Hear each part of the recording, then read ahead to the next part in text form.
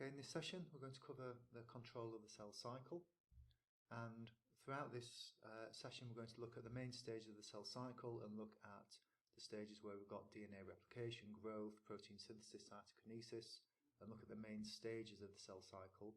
We're going to explore what makes cells grow in the first place, so focusing on growth factor receptor signaling here. And then we're going to look at how the cell cycle is controlled by these proteins called cyclins, which help the cell to define what stage of the cell cycle they are in, and how cyclin-dependent kinases, CDKs, help to drive that process. And the cyclins here activate those cyclin-dependent kinases, and it's the kinase activity from these CDKs that changes the cell's behaviour. We'll look at how cyclin levels rise and fall as the cell goes through the cell cycle. And then we're going to get on to how this CDK activity regulates the retinoblastoma pathway in regulating G1 to S phase transition. So that's from G1 phase, where the cell is sensing growth factor signaling, through to S phase, where DNA synthesis occurs. And we're going to look at the transforming growth factor beta pathway, which opposes the proliferative pathway. So that's a lot to cover, and I'm going to cover this in quite a bit of detail. So firstly, this is a reminder of the cell cycle. The cell cycle's divided into 4 phases. So we've got M phase, where mitosis occurs. We've got mitosis and cytokinesis occurring during M phase. In G1 phase, we've got gap between cytokinesis and the start of DNA replication.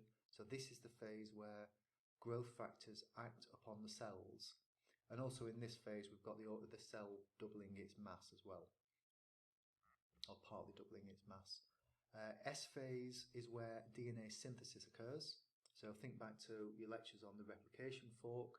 All of that is occurring during S phase. And then finally we've got the G2 phase here, and the G2 phase is where the cell has completed its DNA replication. A lot of that DNA is undergoing checks to make sure it's all being replicated correctly prior to the cell entering M phase, and subsequently where we've got mitosis and then cytokinesis. So just a quick reminder of what's going on in M phase.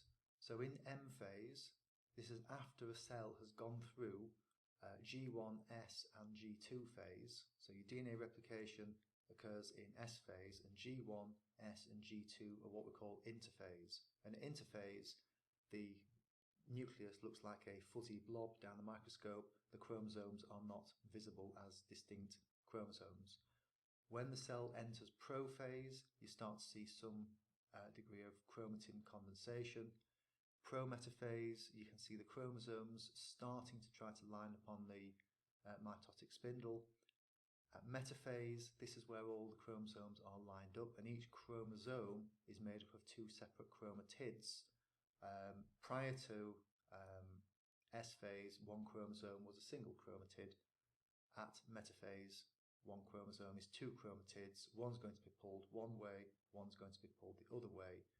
During anaphase, that process happens, and then at telophase, we've got these 2 new nuclei forming, and then we get cytokinesis occurring, where we get separation of this cell into 2 daughter cells. Now, the important bit about the cell cycle is what allows it to get going in the first place. And so as we can see, the cell cycle is G1, S, G2 and M phase, and then there's also this G0 phase, and this G0 phase is a specialist resting state. Things like terminally differentiated neurons would be in extended G0 phase. They are programmed to no longer divide. So that's an option for a cell, and cells that do a job, that don't divide, tend to be in G1 phase. They're not really waiting for a proliferative signal. They're not going to divide ever again. In G1 phase, this is where the cells are effectively sensing growth factors, and we call them mitogenic growth factors because they eventually make cells undergo mitosis. And then we also have the anti-proliferative growth factors, and these both act upon G1 phase of the cell cycle up until this point that we call the R point, or the restriction point. So this is the point where the cell needs to get to be committed to entering DNA synthesis. And this R point is reached by growth factor signaling being received by the cell.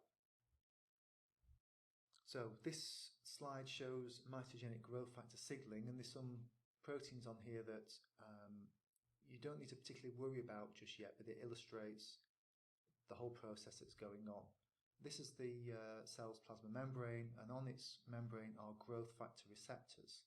This is shown as EGFR, which is the epidermal growth factor receptor, which binds to epidermal growth factor, and when this growth factor binds to this receptor, this activates a cascade of things which eventually leads to proliferation. And what we'll see later on in this lecture is that induces something called cyclin D. So let's not worry about cyclin D just for now. But what effectively happens is this is called a receptor tyrosine kinase.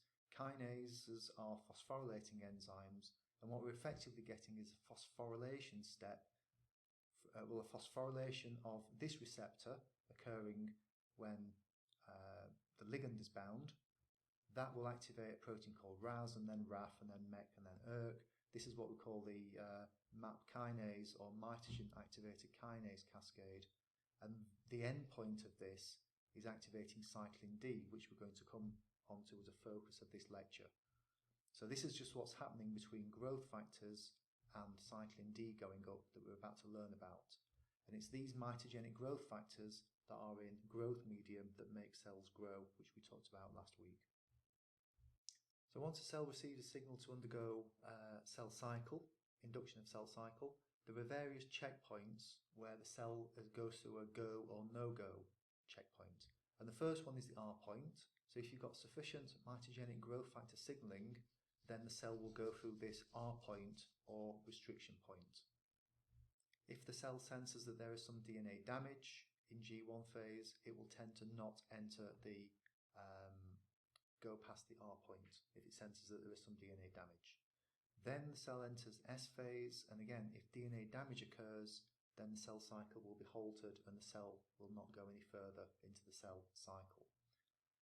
If all of the DNA is being replicated, we then get another checkpoint prior to M phase where the cell checks whether all of the DNA has been effectively replicated.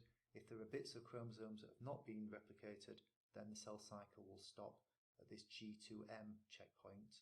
And then finally, there's the anaphase checkpoint where the cell checks whether all of the chromatids are attached to the mitotic spindles, and those mitotic spindles will separate those two chromatids. So one chromosome will become two separate chromatids. One will go to one cell, one will go to the other. And if these chromosomes are not correctly lined up to the mitotic spindle, then the cell will stop at that particular point as well. So earlier on I mentioned that cyclins are important, and cyclins are at the end of the cell, at the growth factor signaling cascade as shown here. So you get growth factor signaling, and that will induce cyclin D. So what we're going to learn about now is what are the cyclins. And these are a series of proteins that alter as a cell goes through the cell cycle, and they control the activity of cyclin-dependent kinases. So these are kinases which are phosphorylating enzymes which are dependent on the presence of a cyclin to activate them.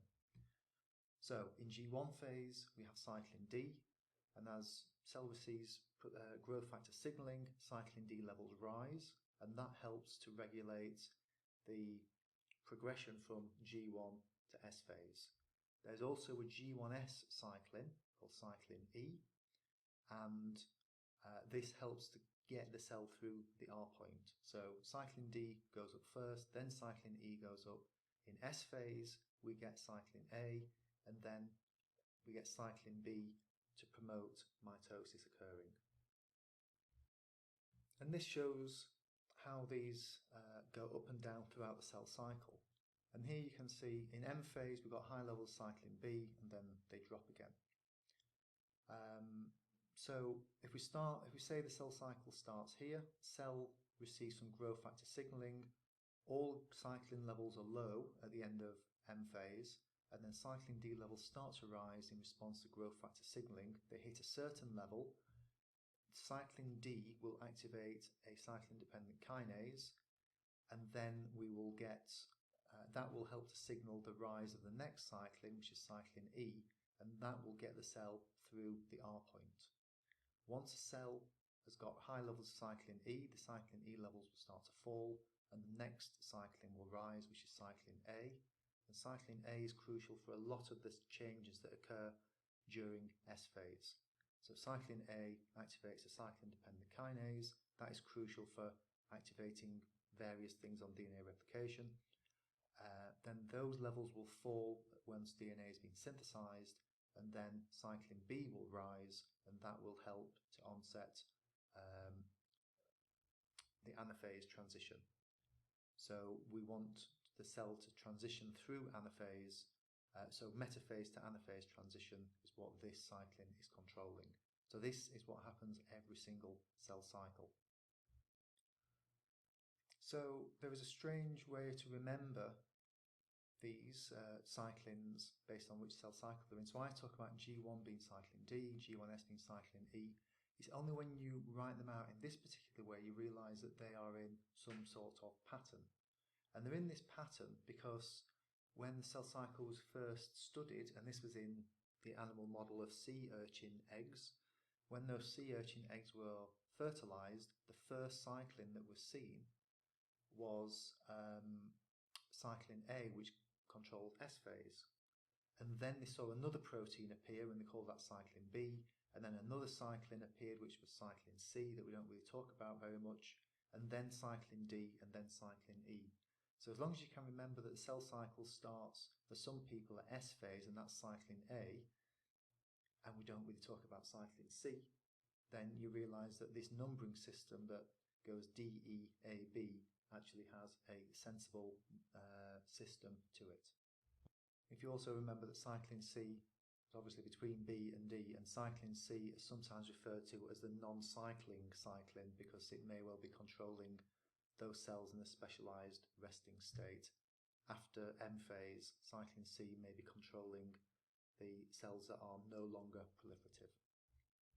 So the job of the cyclins is to maintain the activity of cyclin-dependent kinases, and these are only active when bound to a cyclin. So in G1 phase, when cyclin D levels are high, CDK4 and CDK6 are active as phosphorylating enzymes. Similarly, when cyclin E levels are high, CDK2 is active.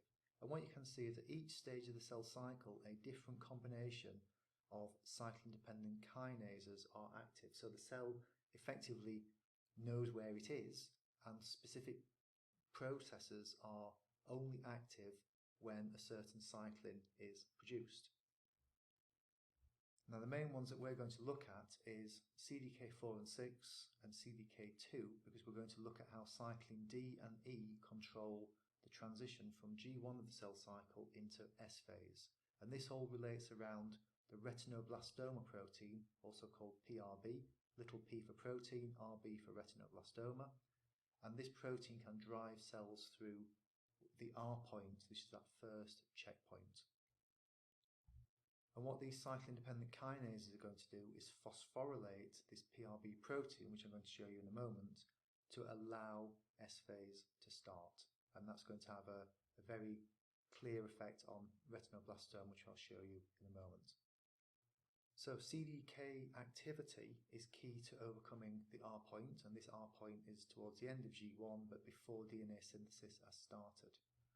And it's controlled by this protein called retinoblastoma. Now, retinoblastoma protein is named after the tumour retinoblastoma, which is an eye tumour that is found, quite a rare tumour, but found in the eyes of neonates and young children.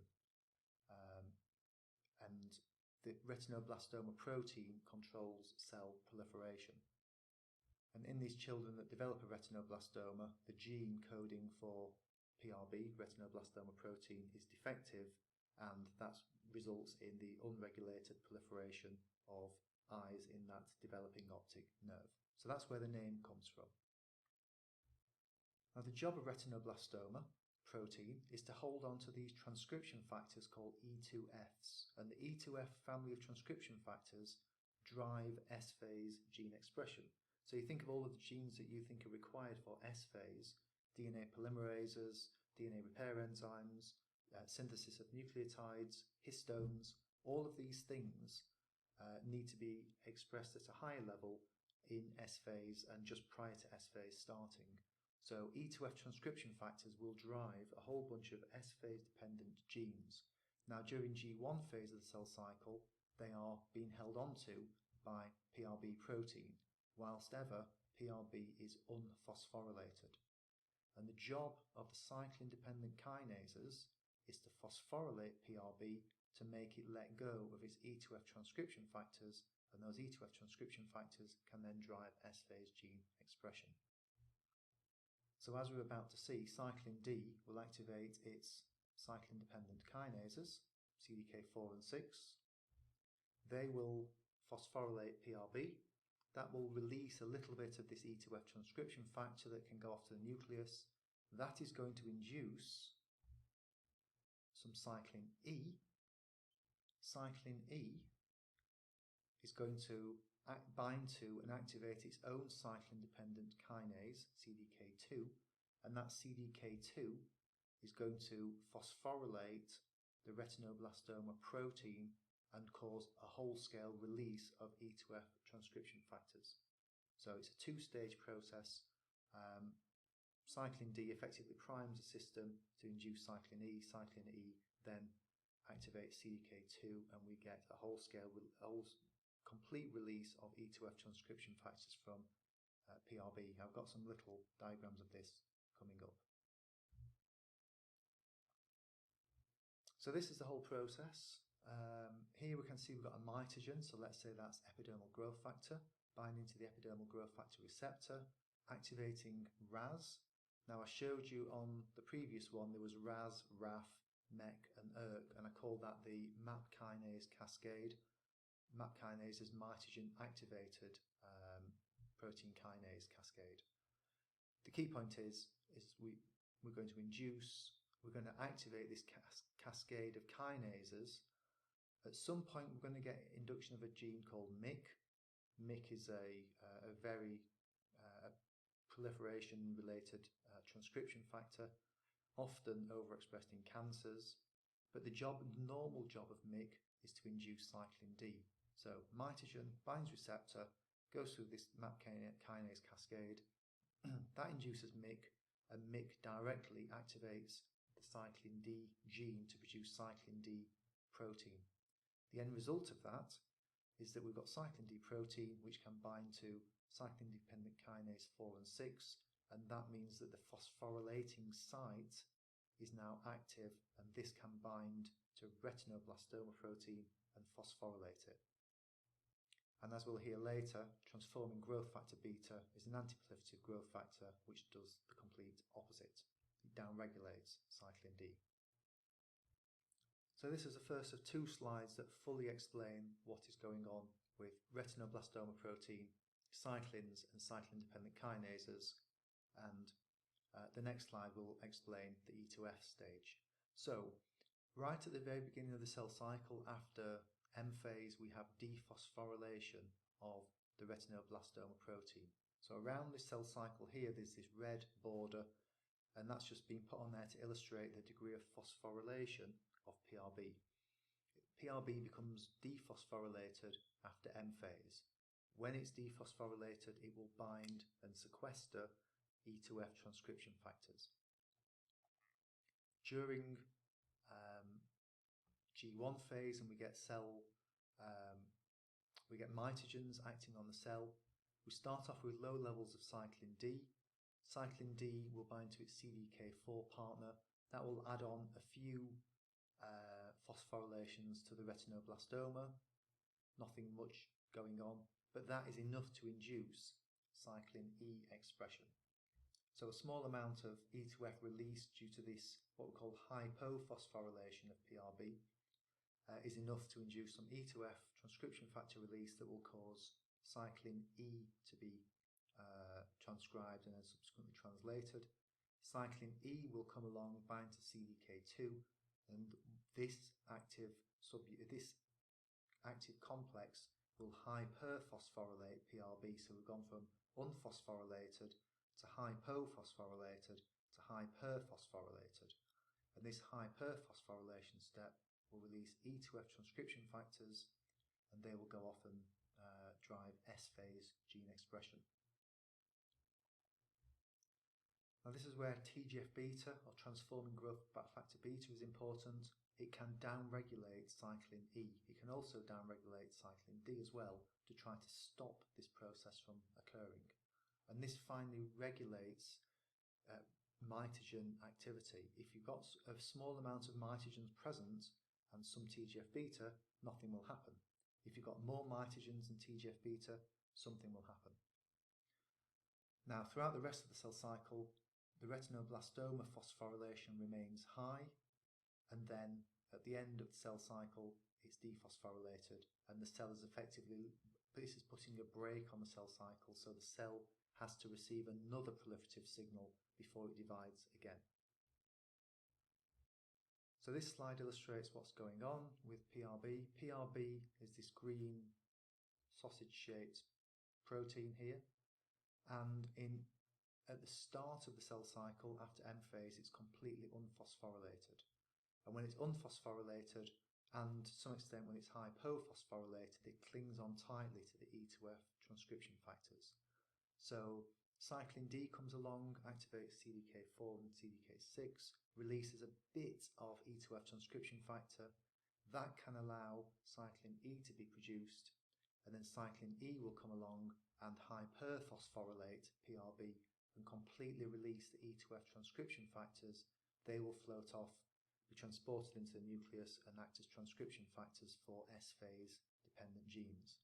Once this has occurred, the cell is committed to undergoing S-phase. Prior to this, at this point here, the cell could stop. Without cyclin E induction, the cell will not go past this G1S boundary.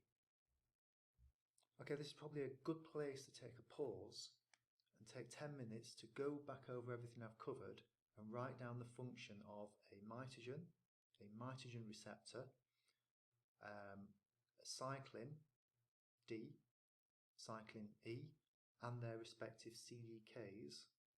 Also write down what is the function of pRb, how its phosphorylation status changes throughout the cell cycle, and what is the function of the E2F transcription factors. Because so far I've told you how the cell cycle is promoted, and what I'm now going to move on to in the next slides is how that process can be inhibited and regulated. So it's a good idea to get the positive steps fully understood first before you move on to the next step. So take 10 minutes out to write down all of those key steps.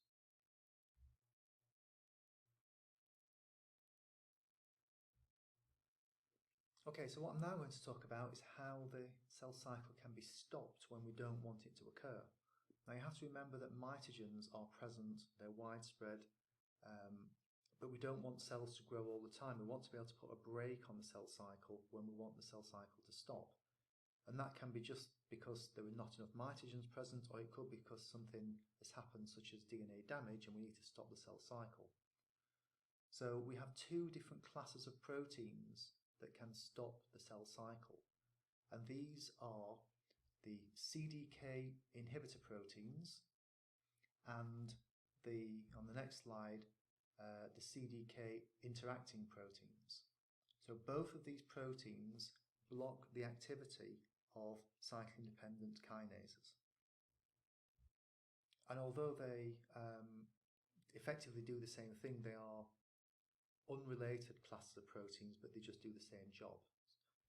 Now, the ones that you really need to remember is what we call the INK4, and that stands for inhibitor of CDK4. And because the INK4s only inhibit CDK4, you know that these will only take out activity induced by cyclin D. So the INK4s are working on G1 stage of the cell cycle.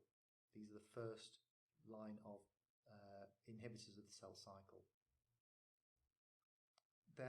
The proteins, they're called P15, P16, P18 and P19, or INK4A, INK4B and so on. The P stands for the number of kilodaltons. As I've talked about in previous lectures, 16 kilodaltons is a relative molecular mass of 16,000.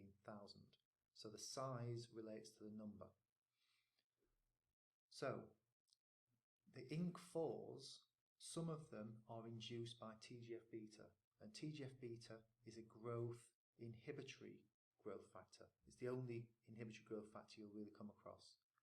So if TGF-beta is present, you can get induction of one of these INC4 type CDK inhibitory proteins. And what that will do is, even if Cyclin D is present, and even if CDK4 has got an activated active site, these INC4s can come along, bind to that CDK4 and inactivate it.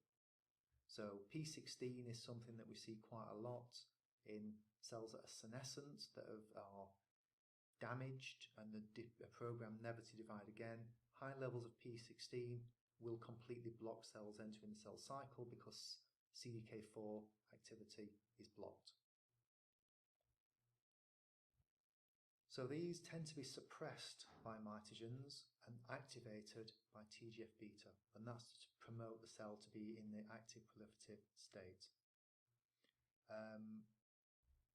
So if a cell has got high levels of P15 or P16, and P15 is induced by TGF-beta, for example, you can have growth factor signaling, Cyclin D levels high, CDK4 activity should be high, but TGF-beta is induced P15, and P15 is stopping the cell cycle, so we'll never get any Cyclin E expression, and the cell will not progress through the R point.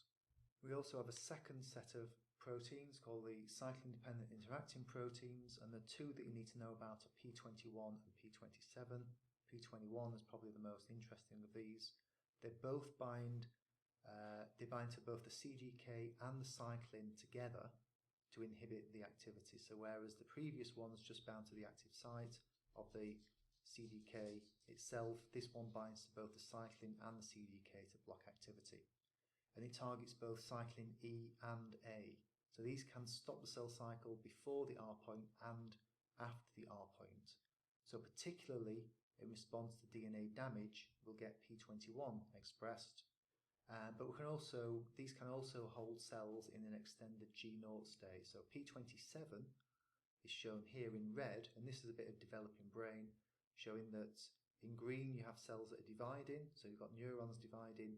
In red, you've got neurons that are previously divided and now programmed not to divide again, and those are being held in a post-replicative state by P27. So it's holding the cells and not letting them enter S phase. So mitogens regulate G1S transition. Mitogens will drive G1S transition by increasing cyclin D. This leads to CDK4 activity. That will phosphorylate pRb, as we've learnt. That will release E2F transcription factors, induce cyclin E. Cyclin E will then activate CDK2. CDK2 will phosphorylate retinoblastoma and release even more E2Fs, and we will get E2F dependent gene expression of S-phase dependent genes. The mitogens will downregulate P27, so you'll get more CDK2 activity.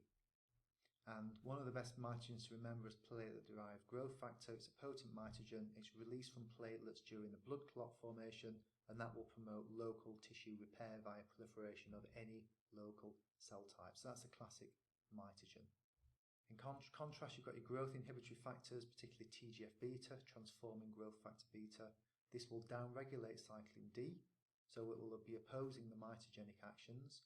It will upregulate P15, so keep CDK4 levels inactive. If TGF-beta is present, even if this growth factor is present, CDK4 will not be active, and then the cells will be stuck in early G1 due to low levels of CDK4 activity. TGF-beta might also induce P21 as well, as a double whammy. Now the P21 and P27 family, we'll focus on the P21. P21 is really important for stopping the cell cycle if there is any DNA damage. Now we're going to learn about the p53 pathway in a later lecture. p53 responds to DNA damage, and that induces p21. p21 will stop the cell cycle either during G1S transition or during S phase, and will also stop the cells help the cells entering M phase as well. So p21 is a very potent and sort of growth inhibitor that acts on many parts of the cell cycle. So what I need you to do now is stop for 10 minutes and write down all of the steps that occur from a growth factor such as PDGF binding to its receptor and causing a cell to enter S phase, every single step of every single protein that I've mentioned today. Equally, I then want you to repeat the process for TGF-beta to say, relate what's going on with PDGF and how TGF-beta will do the opposite. So write down the key steps of what would happen if a cell had high levels of PDGF and then a cell where there's modest levels of PDGF but very high levels of TGF-beta. So if you can write that down, and we'll go through that in the tutorial. So things you must know by the end of this: define a mitogen and give examples. Explain the effects of TGF-beta. Be clear about what the different stages of the cell cycle are and what order they're in: G0, G1, R point, G1S, S, G2, and so on. You need to know which cyclins go up and down at which stage of the cell cycle. You need to know what a kinase is, and specifically what a CDK is, and some of the actions of these CDKs. And you need to understand that it's CDK activity, not levels, that vary through the cell cycle. You need to be able to explain how that happens. You need to be able to explain what the INC4s and the CYPs are, and how they are induced, and what is the effect of them being induced. So that concludes the session on the control of the cell cycle.